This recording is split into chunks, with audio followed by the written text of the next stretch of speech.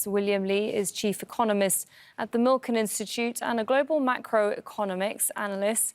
And he joins us live from Los Angeles. Thank you very much for your time, Mr. William Lee. Now, why the steel and aluminium industry, do you think? And also, what is the tactic here? Because it seems to be industry specific, as Shihab was saying there. Very much so. I think these latest announcements are a way of President Trump showing that he is very serious about using the tariff instrument as a policy tool for achieving both economic and non-economic objectives. You saw the discussions that were spurred by tariffs with Mexico and Canada regarding immigration and shutting down the flow of illegal immigrants and drugs into this country, securing our U.S. borders, which was part of the promise that he made during his campaign. But these specific tariffs on steel and aluminum is to achieve a very specific economic goal, which is to improve the productive capacity of steel and aluminum in the United States.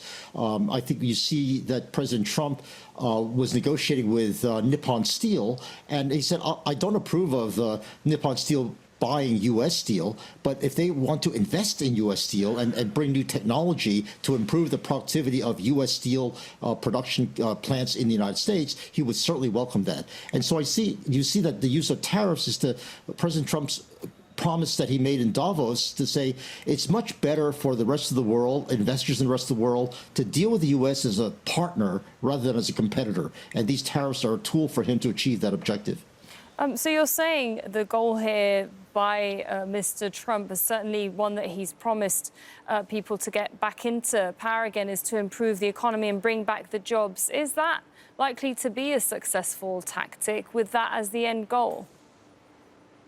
Well, you know, the United States had been the world leader in production of steel and aluminum decades ago, and it lost that edge, partly because of the low-cost producers in Brazil, Canada, Mexico, South Korea, Vietnam. But I think this is one way of improving the costs, redressing the cost imbalances between the United States and the rest of the world. By putting that tariff in, it shows that producers in the rest of the world, if they want to sell in the U.S. market, which is a huge market for steel and aluminum, it's much better for them to produce a lot of that stuff closer to home here in the United States rather than in Canada, Mexico, or Brazil. So I think it can be very successful if the cost differential can be redressed by the use of tariffs. And it really does incentivize the foreign investors to produce more of the stuff here in the United States and invest in the United States to produce more U.S. jobs and more U.S. steel and aluminum output.